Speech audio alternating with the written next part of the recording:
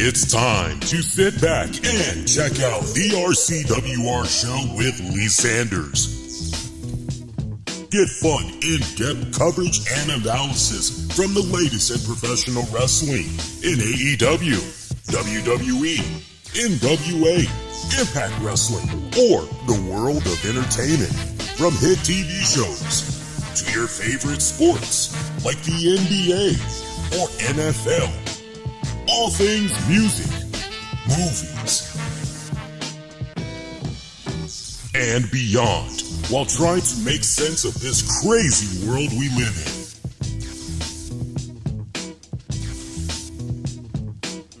All while keeping it honest, insightful, and interactive since 2011. And now your hosts, live from the nation's capital of Washington, D.C., Lee Sanders.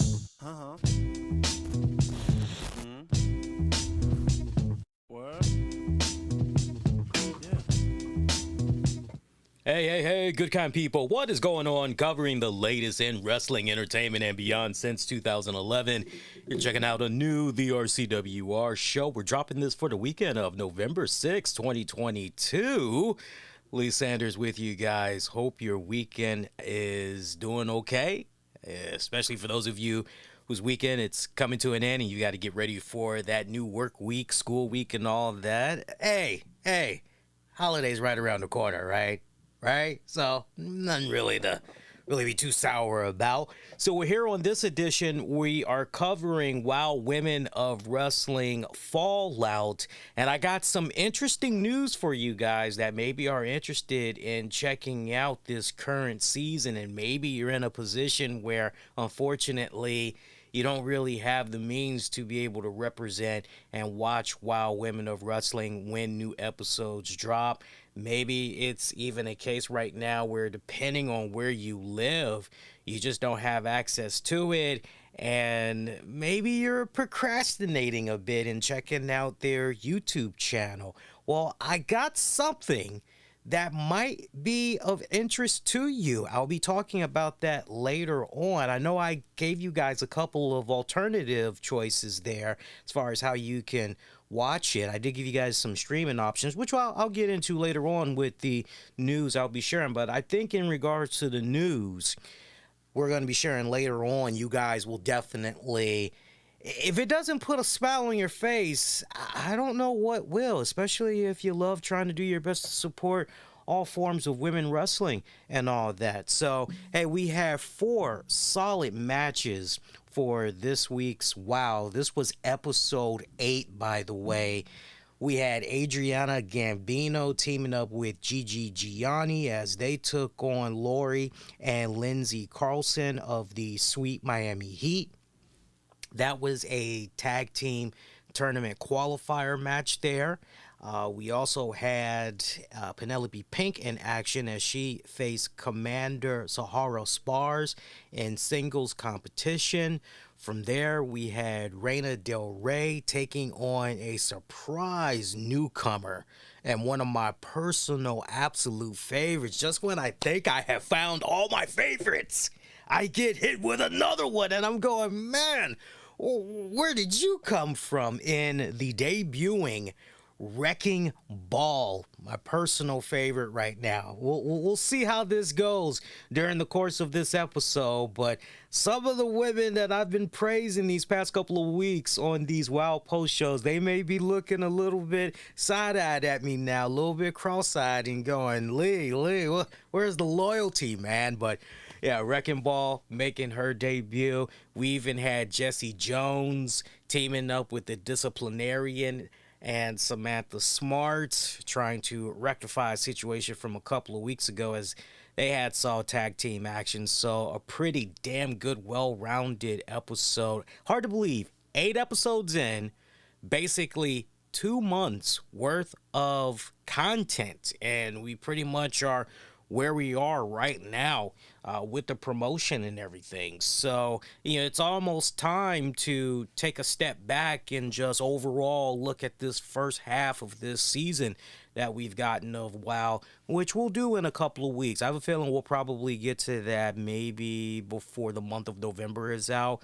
I like when we can just go with a nice, well-rounded number. I think in this case, let's wait and see what happens with the last 2 episodes. That way we can be in the double digits before we do pretty much a state of the union, if you will, current state of Wild Women of Wrestling when it comes to this first half and everything. So, hey, look, our first piece of action for this week's WoW. By the way, shout out to those of you who were representing and you were hanging out with me at some point while I was streaming, as I did stream the WoW action in the Discord. If you haven't joined the Discord, you really should sign up. It's free, doesn't cost you a thing.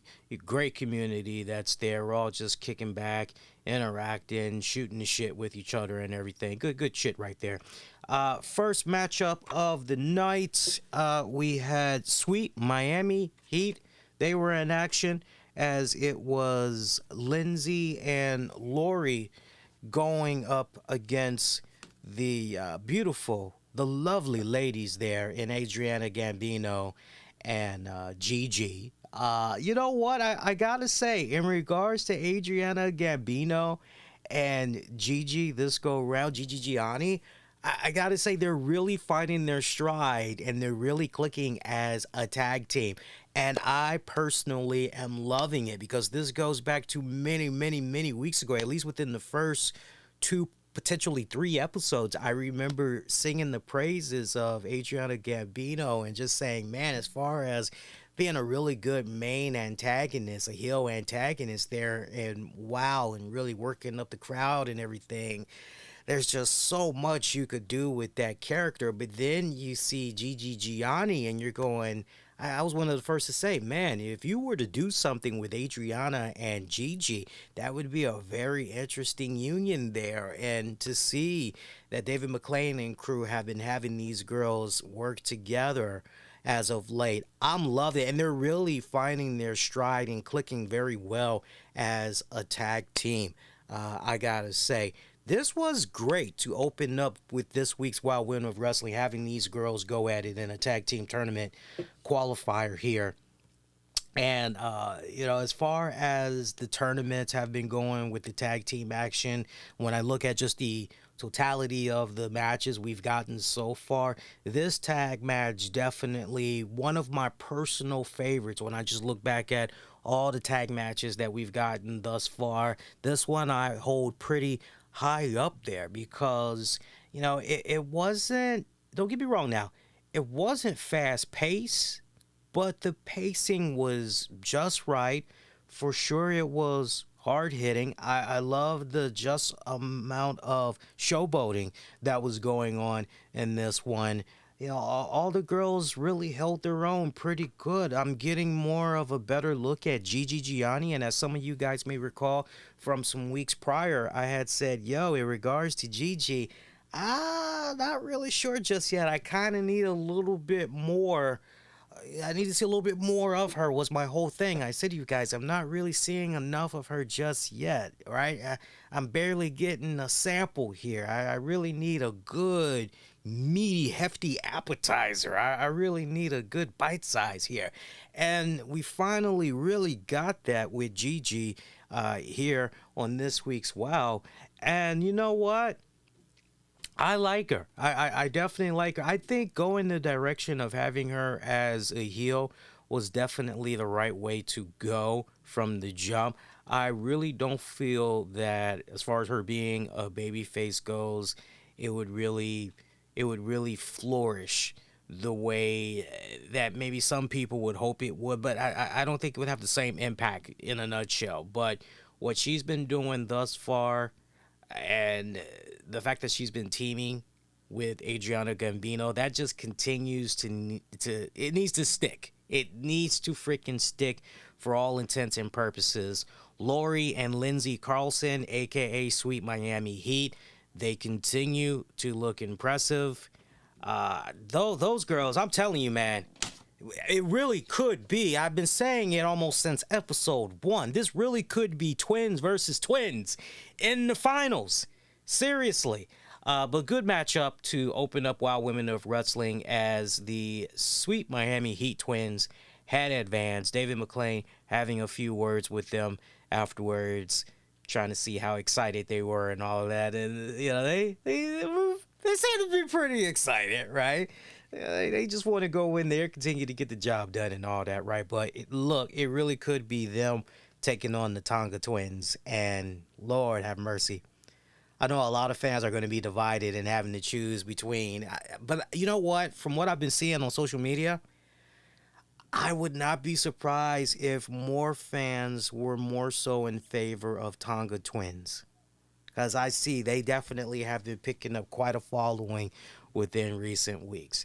All right, so we had that matchup that went down. And from there, our second matchup on the card for this week actually had to do with, if you guys could bear with me here, 1 minute, I freaking have my notes, and then the next minute I kind of lost track of them. We did get a preview of Americana. This is somebody we have yet to see make an appearance in Wild Women of Wrestling. Now, you know about some of these names if you've been on the WoW website. You know who's who. The only thing is, okay, are we going to be seeing them this season, or what exactly is going on? But Americana, we're going to be getting a featurette on her for the very next episode of WoW Women of Wrestling. From there, our second matchup of the night, Penelope Pink going up against Washington, D.C.'s own Commander, Sahara Spars. I love this Commander Spars. I love her tremendously. She has a great look. I love the backstory about her and everything. And you know what? On a quick sidebar here, I know that at the time that we're watching these WoW episodes, obviously they were taped some weeks prior and everything. Is it me, or maybe it's a camera thing? I don't know. You guys would have to tell me. But does it seem like as we're going further and further into these tapings that Penelope Pink has been doing some type of cardio work or something? Because it looks like she's getting smaller. Let me know if you guys are noticing that, or maybe I'm just the only one. But I swear Penelope Pink is getting smaller each time we see her appear on the TV here and everything. It really kind of has me wondering, damn, how much did you guys tape during this first wave of this new season? Because we know some weeks back they did tape some more episodes for the second half of this new season and everything. But Commander Spars going up against Penelope Pink. Of course, main question here, how much of a factor was the beautiful and the lovely Lana Starr going to be in this one? That was really the tale of the tape, and sure enough, you know, that's her calling card by now. When she feels she really has her protege, she goes to the moon and back for them and make sure that she does everything humanly possible to have them succeed. And she was just pulling all kinds of shenanigans at ringside while the referee was distracted, tripping a leg here and there, grabbing on a tire, grabbing on the back of the head, whatever she could do. She was definitely a major factor in this one in helping her client, her protege, Penelope Pink, going over. No complaints about this matchup whatsoever. Both girls hitting it out of the park. Great synergy. I felt they did pretty well against one another here. Really, really great singles match. And it was smart that they had Penelope Pink pick up the victory here. That was definitely the right way to go, because I've got to go back and not this episode, but definitely on the next episode that we do covering post-show fallout and everything going forward, I am going to have a win-loss record so we can keep better track of what all is going on, because it was pretty funny post-match when Penelope Pink and Lana Starr grabbed the microphone and Lana Starr was talking mad hot trash to David McLane, saying, hey, we're tired of these appetizers that you're giving us here. We're tired of these snacks. We want some real competition. We're here for the championships. We demand title shot opportunities. And David McLane pretty much said to them, and let us viewers know at home, that Penelope Pink, Lana Starr, they got a long way to go. They've got a long ladder to climb if they even want to be in conversation for a title shot opportunity. But I just found that part to be pretty hilarious from this standpoint, which is, you're going, wait a minute, Penelope Pink, isn't this girl 1-2 or 1-1 right now, and she's talking about title shot opportunities? What the hell is this girl smoking? And can we have some, right? Like, what's going on here, right? So I love the arrogance there, right? Just really, like, you got some balls, seriously, right? I love that. I love that. But you know what? Penelope Pink potentially getting a future shot at whether it's the WoW Women's Championship or maybe getting some tag team title shot. I think the girl definitely is very deserving. When I just look at the crop of new girls that have been involved with this new season so far, you know, no matter how you may personally feel, whether the character Penelope Pink rubs you the wrong way, you don't particularly care.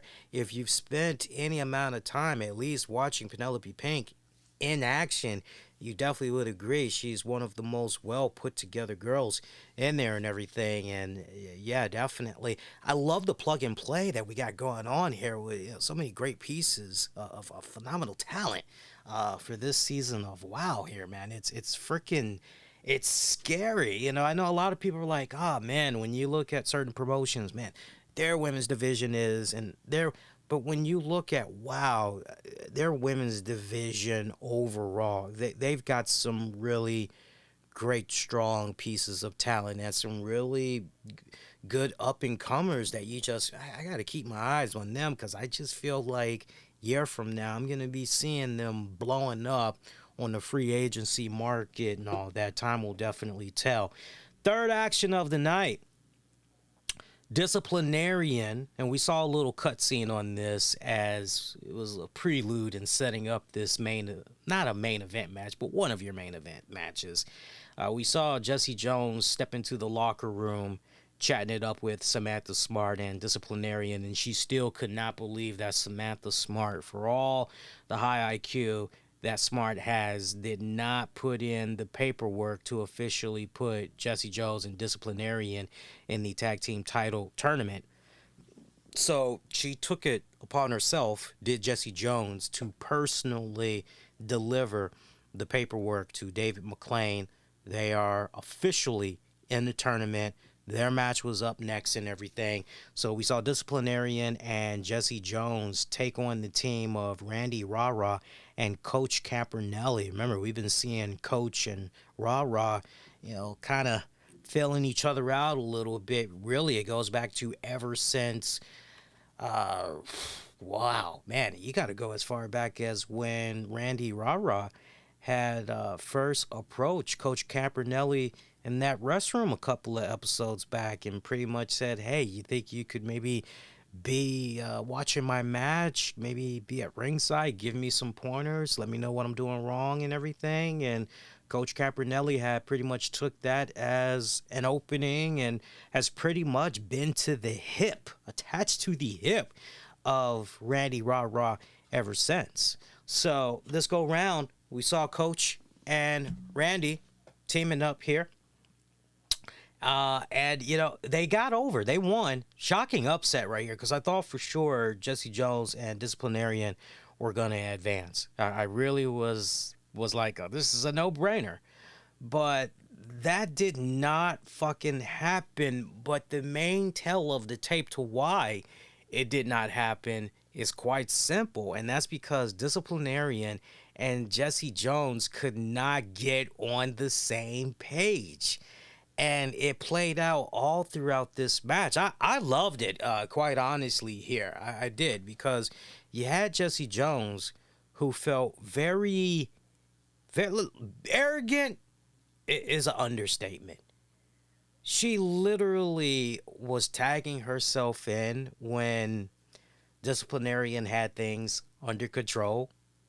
And then Disciplinarian pretty much, okay, well, bet. Next time I get an opportunity, I'm going to be tagging myself in, and I'm going to show you how it's done, all right? Like, the two could play at that game, so it was pretty much a tick-for-tat type of deal and everything. And I remember how, at one point, Disciplinarian was dishing out offensively. She was putting it out there on Randy Rara. I mean, the girl was getting a hurting on her and everything. And you had Jessie Jones just demanding a tag. At one point, you got Disciplinarian looking dead into the eyes of Jessie and pretty much smacking her butt and blowing a kiss at her, like, kiss my grits. Like, nah, you ain't getting this tag. Forget you, right? Forget you. And just continuing to pile on and everything. I remember right down to the point, Jessie even physically coming into the ring, dragging Disciplinarian over in the corner and trying to get a tag that way. And Disciplinarian trying to do everything she could to just back off. Like, no, it ain't happening. Jessie being very spiteful. I remember at one point when Disciplinarian finally was trying to go for a tag, Jessie just happened to mysteriously disappear from the corner. Like, literally, safe to say, homegirl had jumped down and maybe was chatting it up with the fans or whatever.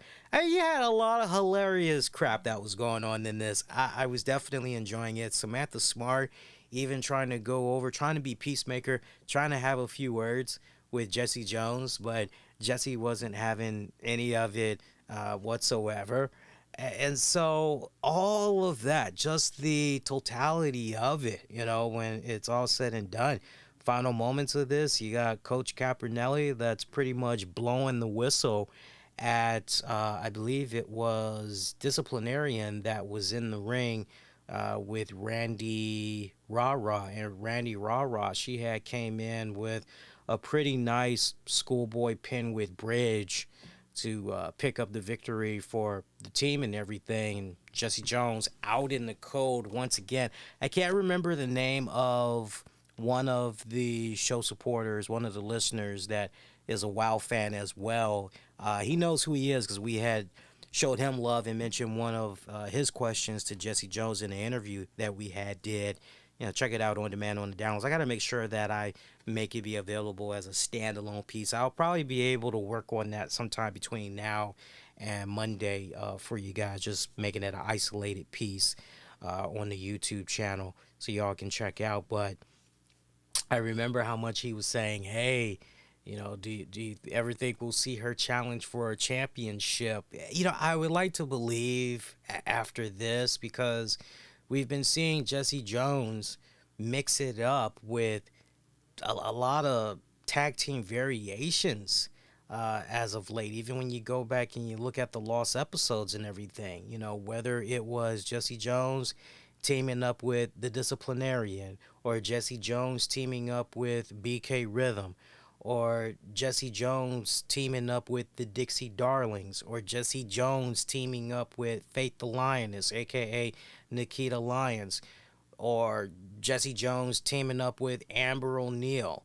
Actually, you know what? Actually, no, Jessie never did team up with Faith the Lioness, aka Nikita Lyons. That was actually Amber O'Neal that did. I meant to say Jessie Jones and Amber O'Neil. But you get my point. We've seen so many tag variations involving Jessie Jones. You will like to believe that, maybe at some point, just as a change of pace, we'll see Jessie Jones just pretty much go back to basics and go on that singles run. And yeah, maybe it could culminate in her going for a singles championship opportunity. Time will essentially tell with that. But one thing is for certain, you got turmoil on the side of Jessie Jones, Samantha Smart, and Disciplinarian. I can't wait to see how that plays out. I would imagine that Disciplinarian and Jessie are going to be squaring off in the ring. That should be pretty damn good, honestly. And then, man, Samantha Smart pretty much being caught in the middle.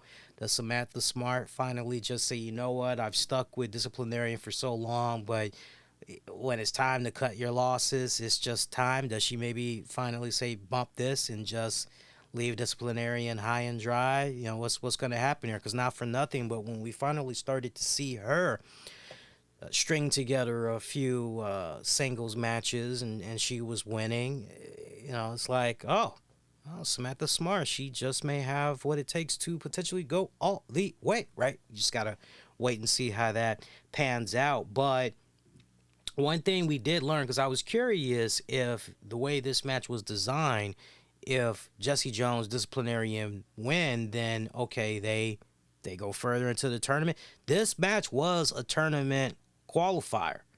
So since they lost, that's it for them. Far as I know, they do not get a second shot. But advancing was Coach Capernelli and Randy Rah-Rah. And this is where we really started to see on full display the personality of Coach Capernelli, because David McLean was trying to get in an interview, and Coach Capernelli pretty much telling David McLean, you're welcome, and hey, look, whatever you decide you want to ask me, the answer is always going to be the same. Coach knows best. McLean tried to get in a word with Randy Rah-Rah, and every single time, Coach was grabbing the microphone, speaking on Randy's behalf. Randy was just standing there looking very bewildered, trying to figure out, can she exactly, what can she say, if anything at all? And Coach just kept interrupting. Hey, Coach knows what's best. Coach is definitely going to do what she does best, which is coaching. Coach has high standards. Just all these little slogans that she was putting out there, denying Randy an opportunity to say something. Finally, David McLean just came flat out and said, hey, look, fans want to hear from Randy. Randy, is there anything that you want to say on your behalf, given this victory and everything? And Coach Capernelli whispering in the ear of her, and Randy saying, Coach knows best, right? So he's like, okay, so we see exactly where this is going. This is definitely mentally, verbally to a degree, a abusive relationship that we're seeing play out before our very eyes, to which you wonder, when is Randy going to have enough? And it's just, and look, I hope they take their time and they just let this be a nice, slow burn. I would love to see running gags where, man, you so close, yet, so far. I would love to see Coach Capernelli continue to just chew away at Randy and just picking on her, making her be the scapegoat for why they weren't able to get the victory. I could even see really cool stuff play out, very similar to what's happening in NXT with Chase University and all that. I could even see it being a case where Coach Capernelli is showing highlights on a reel, showing exactly the moment where freaking Randy messed up, right? And then, damn well, maybe there's some spots in there where Coach Capernelli messed up. I could even see Rah-Rah saying, well, what about the spot where you were supposed to go in for the cover to save me? But I could see Coach Capernelli, that's irrelevant right now. We're not talking about that, right? I could see some really fun scenarios going down like that. A lot of comedic relief in that. So more on that to come. But the payoff for that, especially the way that McLean and crew seems like they're going to try to eventually build this up and everything to a point where Randy finally she can't take it no more and just unloads on Coach Capernelli. So hopefully this is a nice, good, slow burn that we're going to be seeing play out over the course of the next several weeks there. So that's 3 matches down. We got one more match to talk about, which is Reina Del Rey in action against a surprising newcomer making her debut here on this week's Wild Women of Wrestling. And that is from the Wastelands. I'm talking about Mad Max's, because she literally looks like something from the Mad Max franchise, okay? I'm talking about Wrecking Ball. And it was interesting because when they went to a commercial break, I remember typing in the Discord, I don't know anything about Wrecking Ball. Who the hell is this girl? And some of the other folks that were watching along, they say, well, shit. Only Wrecking Ball that I'm aware of is Wrecking Ball Legursky over in NWA that's teaming with, oh man, I can't think of the guy's name right now.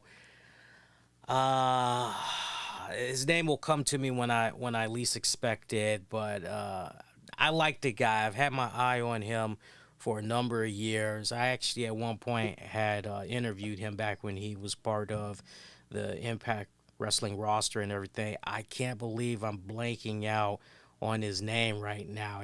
That's bad. That's really bad. I'm sure you guys will remind me in the chat on demand and on the downloads, but by then I will have already looked it up. So just hold off on that. Unless you're watching live right now and you can get my jargon going, then go ahead and have at it. But in either case, like, that's the only Wrecking Ball that we're all thinking of. They're like, so I'm trying to scramble and find out whatever I could find on this girl, and nothing is popping up online. That's my whole point.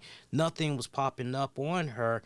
You know, if anything, there was a spotlight video done by WoW of her on their YouTube account, but I mean, it's just pretty much telling you something that, you know, you didn't already know, as if you had took the time out to, you know, look up on the roster page, look up their bios and all of that.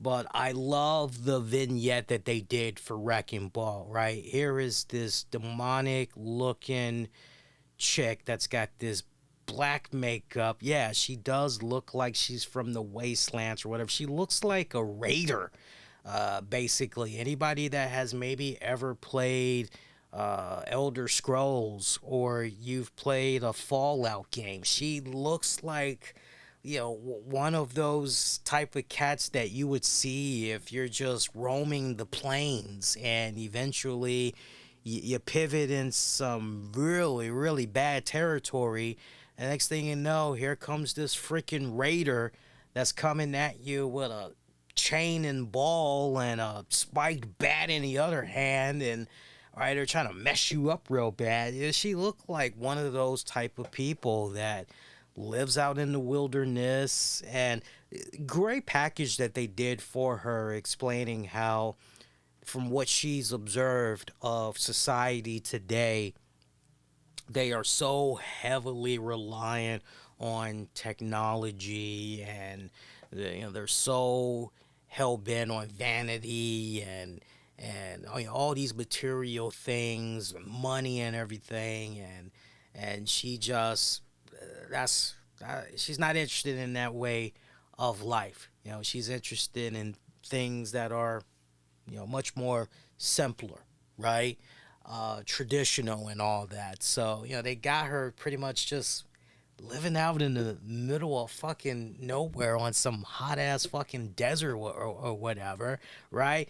I can't help but wonder, you know, just imagine if you're coming across Wrecking Ball and you're like, hey, I am so thirsty. Do you have anything that I could drink? Do you have anything that I could eat? I mean, literally like something from one of the video games. Like, well, how many bottle caps do you have? Because it's like 10 bottle caps for a cup of water, 20 bottle caps, you know, for a leg of dog or some shit like that, right? So her look is very, very badass. If I were to really describe this girl to you guys, I would say it's a combination of Mad Max, the movie franchise, meets Abaddon, meets Max the Impaler.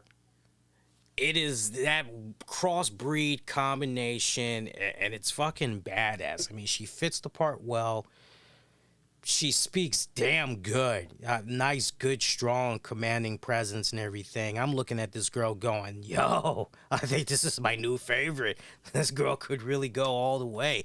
No real match implications here, although David McLean did tease that between these two girls, you know, one of them could very well be next in line for a title shot against the Beast whenever she has fully recovered. And they still haven't given us a real fine-tuned update on what's going on with Beast. They just keep saying, you know, she's injured, you know, her ankle's messed up, but you know, she is recovering and recovery's going along pretty well.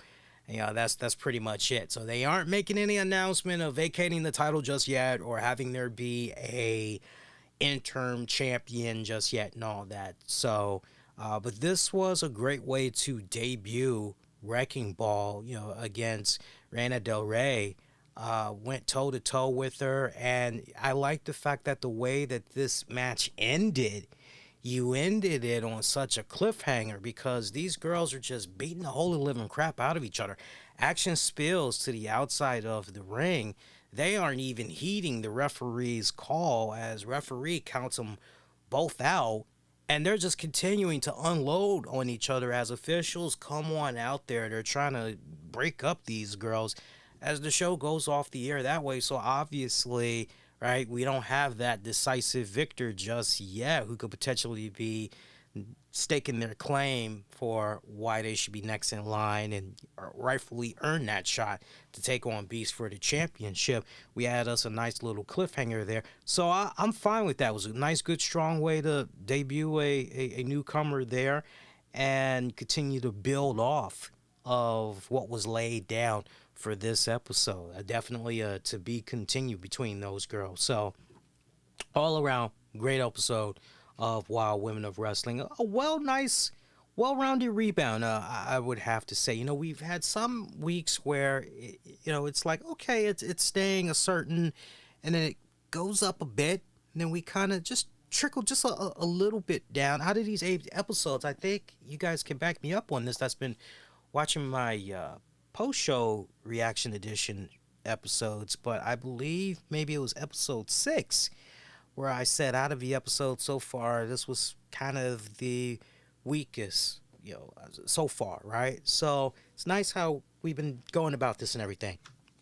As far as Wild Women of Wrestling news goes, not really much news to share with you guys except for this, and I had teased this at the very beginning, okay? Now, look, I know some of you guys don't have the means to be able to watch Women of Wrestling in your neck of the woods when it initially goes down in syndication on the weekends, okay? Some of you might not have access to CW and all that, and as a result of that, you're either going to have to go with a third-party option. Maybe somebody you know that's in the Discord, right? Maybe they're streaming it, which, by the way, if you guys are around on Sundays, 5 p.m. East Coast time, I'm usually streaming, unless I'm not feeling well, I'm usually streaming episodes of Wild Women of Wrestling in the Discord. So if you guys are interested and you want to, you know, watch along, and you can also interact with me and everybody else that's watching and all that, all you got to do is just type up, I'm going to give you the Discord link right now. You can interact with me and everybody else that's there. Just type in discord.gg/wrestling soup, because we're actually part of the Wrestling Soup family network there and everything. You know, nice, good entourage of shows, really good community that's over there. So you guys can just hop in there and, you know, have at it and all that. Sundays, 5 p.m. Eastern, I'm usually in there. Or the other option that you guys can go with, and this is how I'm able to watch episodes of Wild Women of Wrestling. I told you guys about this first off last week, but I do want to reiterate it again. Go to ustvnow.com. That is a site. They have a official blue check mark, a lot of raving reviews, real deal company right here. They deal with TV for U.S. military and U.S. citizens abroad. And they've got great affordable plans. I told you guys about some of those plans. You got a tier that's $199 where you could pretty much just take it out for a whole day. You could try their site out on a test trial, watch on any device. You get to watch it in high definition. You get a DVR option and everything. And then after that, if you like that, the next jump is $19 and then $29. Really, really affordable plans and all that, right? Now, for you Wild Women of Wrestling fans, that you do your best, you stay connected to the YouTube channel of theirs, trying to see whatever you can and all that, and you want a little bit more, check this out. So Wild Women of Wrestling, they made the announcement that there's going to be more episodes that's going to be made available on Pluto TV. As most of you guys know, they had dropped the lost episodes earlier this summer of Women of Wrestling. And I remember we were telling you guys about that. We reviewed all those lost episodes too, because they had dropped them on Pluto and on the CW app practically at the same time. So if you don't know anything about the lost episodes and you want to get caught up to speed and all that, check out those two, and then just check out our playlists on demand and on the downloads and everything. But yeah, it's on its way to Pluto TV. Apparently, Variety is reporting that the Pluto ad-supported streaming service, which is owned by Paramount Global, is adding a bunch of CBS content through the end of 2022, and that includes syndicated episodes of Women of Wrestling. So that is fantastic news that's going on there. I would suspect that definitely before the end of the year, you'll be able to see all those episodes. My only thing is to kind of follow up on what I had asked earlier and the information that I had received back, because I had asked them straight up, hey, as far as not being able to catch the initial airings of those episodes, how soon are we talking that episodes are going to be made available the next day or 2 days later or whatever? And they had said that they were working on it. Even those that had reached out to me privately, giving me the skinny and all of that, pretty much was, look, this is what we got coming down the pipeline. It's all coming. Just gotta have a little bit of patience. So, while they try to continue to finalize things with Pluto, I would say for now, take advantage of US TV Now, and or take advantage of, Sundays, me in the Discord. You can interact, talk all things. Wow. Definitely take advantage of their YouTube channel. Now, speaking of their YouTube channel, the way it's looking right now, just to give you guys a little bit of update, because I'm most curious, so we're all going to find out at the same time, because I just love keeping tabs on their channel. But remember, this is episode 8 that we're talking about. So let's see what happened with episode 7. So episode 7, the full episode was made available on Saturday on their YouTube channel. So if you guys are interested, right? So yeah, it's taking some days. You guys might not like that, right? You guys might not like that. And then sometimes what they'll do is they'll upload episodes of not episodes but full matches from those respected episodes. They'll usually do that first. That'll come much quicker. That'll come like within 24 to 48 hours after the initial airing, and then the full episode will usually drop like days after that, right? So I mean, it's not too bad, but for some of you guys, you may be like, nah, I want to be able to see it a lot sooner and all that. So that's some very helpful information to definitely keep in mind going forward and everything. Other than that, that's it as far as Women of Wrestling news goes and all that. Nothing yet on Beast as far as the update goes, as far as the injury update goes. Nothing yet. Everything's relatively quiet. wrestling news wise as far as WoW goes. So that's really it. So let's take a fork in it. Let's call this episode DONE, done. Some quick programming notes for you guys. All right, so earlier today, me and Tams, we did do a new Wrestling with the Topics. If you guys did not get a chance to check it out, check it out. It's available on demand, Facebook, YouTube, Twitch, Twitter. We went over Crown Jewel. We talked about the whole CM Punk Elite Brawl investigation now coming to an end. We gave our first impressions on the new Christmas Story Christmas trailer. We went all over the place on that respected episode. We did about 2 hours and 45 minutes. So if you haven't checked it out yet, go check it out. The audio version is available wherever you get your podcast. I'll be with you guys again Monday night, November 7th, 2022, live after WWE Raw goes off the air. So just a couple of minutes after 11 p.m. Eastern. Okay, join me for that. That should be loads fun post Crown Jewel fallout, as we are officially going to be on our way to Survivor Series. War Games is going to be going down at Survivor Series for the first time. So that Monday Night Raw episode is definitely going to be setting the tone as far as what we can expect. First story development that's going to be going down leading up to that Survivor Series pay-per-view and all that.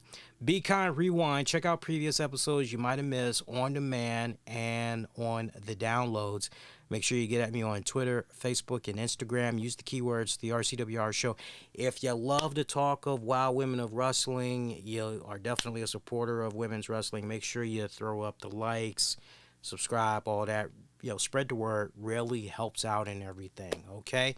That is going to do it, my pretty babies. Enjoy the rest of your weekend, and I will hopefully catch most of you guys this Monday night for your next edition of the RCWR show. Until then, please be safe. Most importantly, be kind to one another. I will see you next go around. Adios.